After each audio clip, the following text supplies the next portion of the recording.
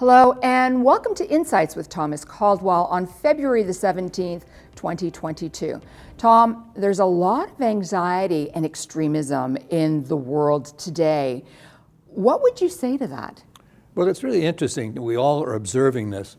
I think a lot of it comes from media. I think a lot of it comes from opinions. That you don't get news anymore, you get opinions. And people seem to be fixed in their views. A discussion used to be the sort of thing where you got a new idea, refined your old ideas, or change your ideas. Not so anymore.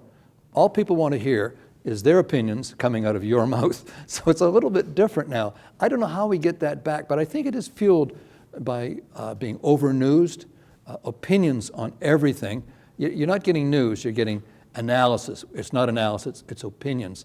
And I think politicians, everybody uses extremism to their benefit. We've got to sort of back things off a little bit. And again, we have the background of stress of the tail end of COVID here. So that's still affecting people, how people think. There's still underlying anxiety. So there's a lot of that going on. Hopefully it'll diminish over time.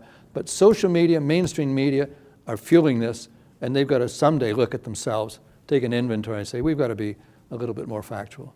Okay, so how does this atmosphere of tension and polarized ideas affect the markets? Directly, because you're seeing exactly the same media. I mean, for example, let's take the Ukraine. Now, my opinion on the Ukraine might change in an hour and a half, but I believe this is a contrived crisis. I don't believe that Russia and Ukraine are going to go to war. America is really the drumbeater here, and I think it's partly political, whereby the president wants to say, I've solved this problem now, that was never going to happen in the first place. Russia and the Ukraine, they know what the penalty of war is. Horribly they've suffered. They're not going to do this lightly. So that type of thing affects markets, these extreme views. Oh my gosh, interest rates are going to go up by gazillion percentage points, and the market is swinging. That's part of the underpinning of the volatility we have in market.